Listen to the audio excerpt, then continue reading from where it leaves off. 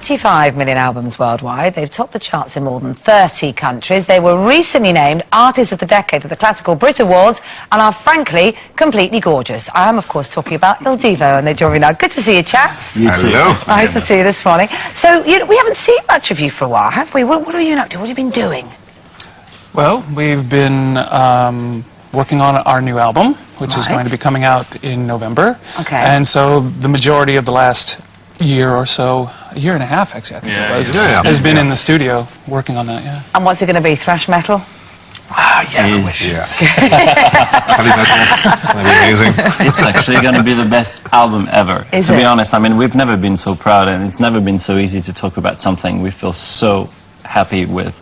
And, you know, we were meant to release an album before. We decided with our record company it wasn't the right thing to do, so we wanted to make sure the repertoire was there.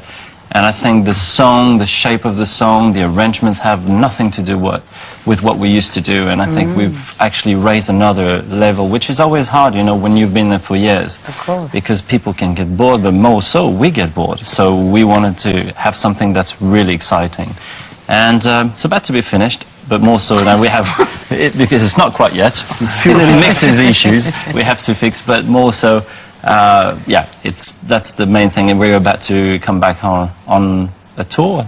Yeah, that's very exciting for us, because we haven't seen you perform for up to 2 years in the UK, have we? So you're coming back to do, is it a one-off initially, is that what you're doing? Or a whole tour? Yeah, no, it's actually just a couple of shows, and we're very excited about it because we play at the Coliseum in London, the home of the National Opera. Yes. And quite a small venue for you guys, actually. That's true, yeah. I mean, it's you're only going to see the whites of those girls' eyes. Do you know that in the front row? But that's why we're looking forward to it, because normally when we play, especially in London, we play at the O2 or we play at Wembley Arena, and you know, you play like 20,000 people. And here you've got 2,000 people, so you're really close to everybody in the audience. And that creates a completely different feel. It's very intimate, it's great. Fantastic. And you've got a little special announcement for us, actually, for those who can't go, because it is a small venue. What have you got to tell us about? Yeah, we're doing, it's a DVD. It's going to be released also in November with a new album. It's a beautiful DVD, so hopefully, well, the people's going to be happy. And to see them so close, it's going to be amazing. And more for me than I'm still a single one. I know, can you believe it? Yeah. I mean, this is just shocking. This is absolutely shocking. Carlos, so what do you mean still single? How long has it been, Carlos? Since yes, no. No. No, since now 4 years that I've been single. It's too long. Yeah, it's too long. What's gone wrong with him? I mean, is he really messy? We're about to sign him up on one of those dating websites at this point. Yeah. Carlos.com, pick me up. You don't need to do that. Yeah, exactly. That's what I should. You've got the Lorraine show. Listen, I think you better talk into that camera. What are you looking for, Carlos?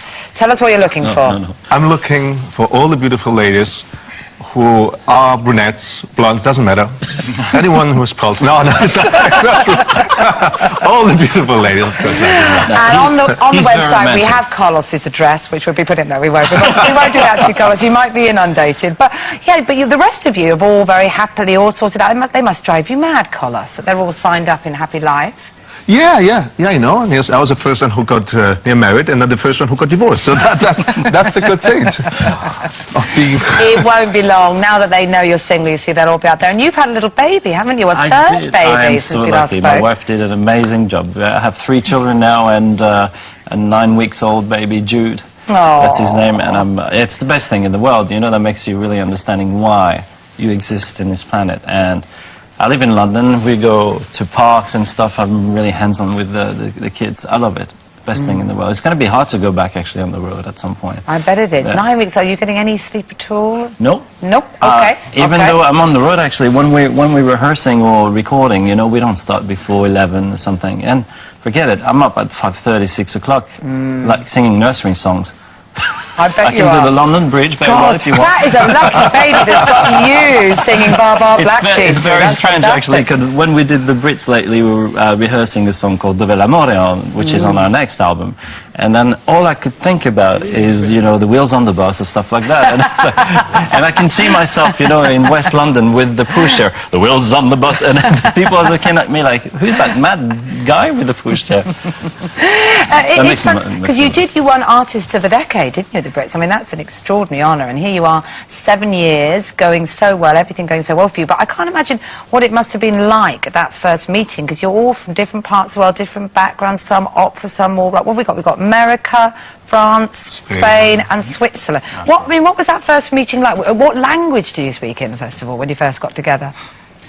Lucky for me, it was, we did start in English, and it was very broken at first, and it was a lot of trying to overcome vocabulary deficiencies, and there were a lot of mixed kind of messages happening through translational gaps. Because you were very rock, weren't you? Is that right? You came from a sort of a... No, that was Urs. Ah, that was you. Sorry, that's why you cheered at the idea of a thrash metal album. Exactly. Yeah, okay. and the rest of you different training. So it must have been interesting singing together initially. It was.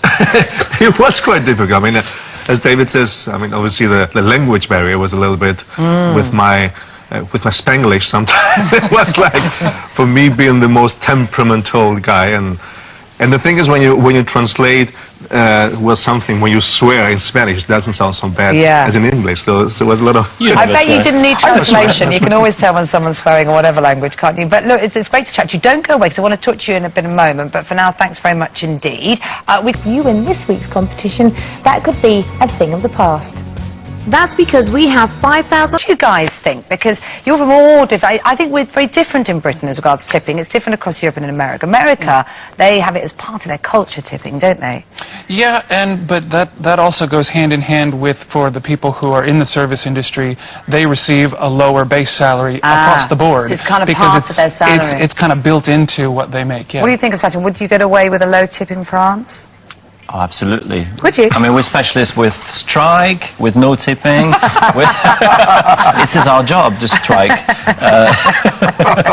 No, actually, to be honest with you, I find it really difficult. When we go in the States, I feel like I can't walk anywhere unless I have $1 in my pocket. Particularly when you land and you haven't got any small change, it's very tricky, isn't it? Lovely to chat to you this morning. Good luck with the tour, good luck with the album. That's it for today. On tomorrow's show, joined by Pamela Steve.